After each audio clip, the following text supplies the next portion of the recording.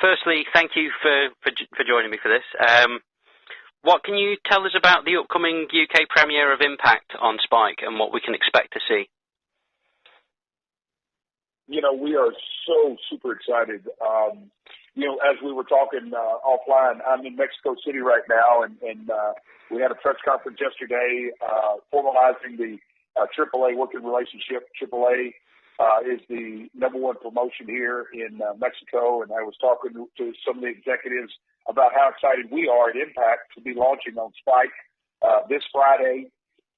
Spike is widely distributed in the United Kingdom, and for Impact to be coming back on the air and reestablishing the time slot and the fan base and the replay schedule and everything that goes with it, we're very, very excited. June 19th, 2002 was our very first show at Impact, and now here we are fastly approaching our 15th year anniversary, which will be Slammiversary July 2nd out of Orlando, which will be able to be seen, on Spike. So we're excited. We really are excited. Realize this is a great opportunity, and it's a great episode, so to speak, to be kicking off. Bobby Lashley is going to be defending his title against James Storm. Neither guy is a stranger to the UK scene, and we have a knockouts title match. We have a LAX, the tag team champions, still be on the air. We have an X Division title match. So par for the course. Impact will present 4 distinct divisions and everything that goes with that. But we're just super excited to be partnering with Spike and everything that goes with it. We've got Facebook Live planned for us coming up on Friday, and all of our digital presence, whether it's at Spike UK TV or at Impact Wrestling or at Real Jeff Jarrett. I'll throw that in there. That we are definitely spreading the word. Super excited for the launch. And I just could not be more thankful and more excited and more blessed and cannot wait for Friday night for the UK fans to get a taste of Impact Wrestling once again. Okay. Thank you very much.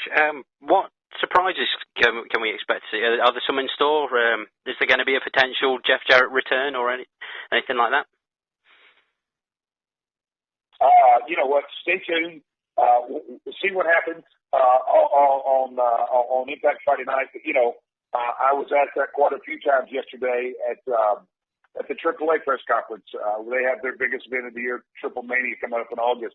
But I've enjoyed and very, very thankful, a kid from South Nashville, to have the opportunity to have a 30-year professional wrestling career. But I'm enjoying this stage in my career of being the promoter and giving guys opportunities to step out and, so to speak, knock it out of the park, give them the stage to stand on. And I feel like here we go again. 15 years ago, there was a kid from North Georgia called AJ Styles, and now he's the, arguably the hottest wrestler on the planet. Couldn't be more happy for him, but I'm looking for the next stars to step on the stage, and the UK scene is red hot, and I'm looking forward to finding more talent out of the UK scene. Okay. Not just with the UK scene talent and such, but we've seen a few Global Force guys re-debut on TNA recently. Are there any plans for any more Global Force guys to come to the Impact tapings?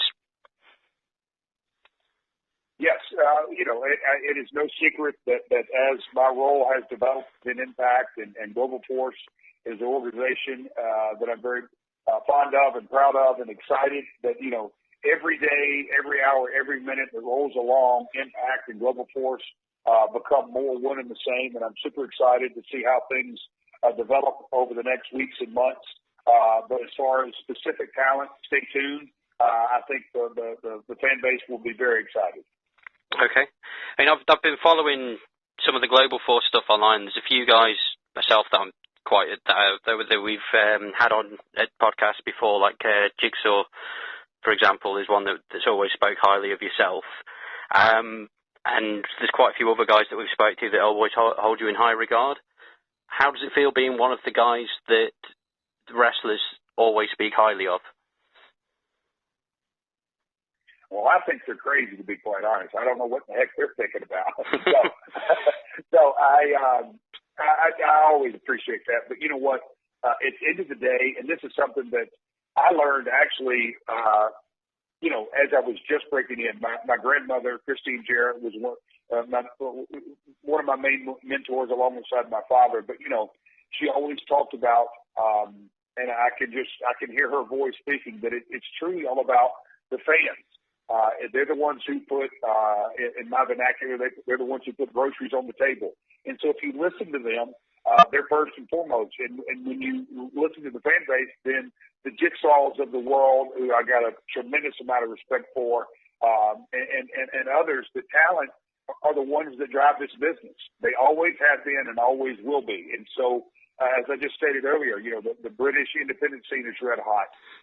There's a lot of young talent in Japan right now that's being developed. We're going to India in about a month, and they have it's an emerging market, not just in the financial world, so to speak, but also in the professional wrestling world with the great Khali and his wrestling school, and there's a lot of things developing around the world. South Africa is another hotbed that is beginning to develop. So talent is first and foremost, and I'm looking forward to, as a promoter, to giving these guys an opportunity to get on the grand stage and let them sink or swim. Okay. You've had an incredibly storied career and won gold around the globe, including numerous world titles, including the AAA Heavyweight Championship you've won at least once before, I believe. Which title victory has meant the most to you, and why? There's not any one. The first time you win a world title, period, every kid that gets in this business that buys a pair of wrestling boots or wrestling tights or steps in the ring, they're lying to themselves if they don't think in some shape, form, or fashion that I want to be a champion. Maybe it's an X Division champion, maybe it's a Next Gen champion, maybe it's a world or a tag team, whatever it may be. But when you reach that pinnacle of success of being a world champion, it's second to none.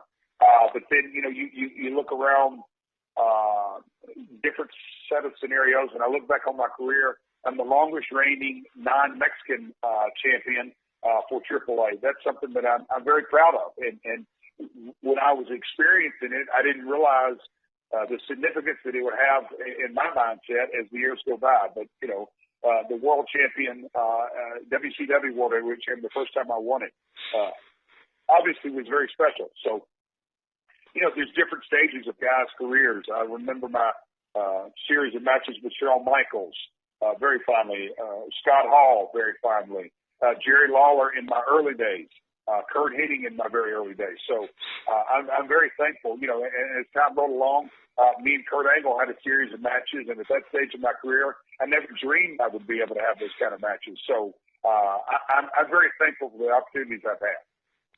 Okay, you touched on some great rivalries there, including some that took place in TNA.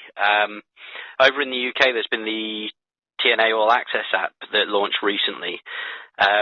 What content from your own career would you encourage fans to watch? Of my own career? Yeah, on the TNA On Demand app. Oh man, I don't know. I'll let the fans decide that. I do know this, that over our history, there have been different eras, and there have been ups, downs, highs and lows. But at the end of the day, you look back on the library, whether it's, Team 3D, Christian Cage, Kurt Angle, Kevin Nash, Booker T, Scott Hall, Randy Savage's last match. I could go on and on. But you tune in and you're going to see some of the very, very best professional wrestling that you've ever seen. Okay. Finally, when can we expect an update on the next TNA UK tour? That I'm doing a media tour this morning, and I don't know if this is my fifth or sixth call, but that has been one of the top questions, which I'm super excited about. But in any form of business, professional wrestling no exception. You crawl, then you walk, then you run. Obviously, us getting on Spike T is a huge step one. So we're very excited. I would love nothing more to be announcing Wembley and Manchester and Birmingham and Glasgow and all kind of dates throughout the British scene.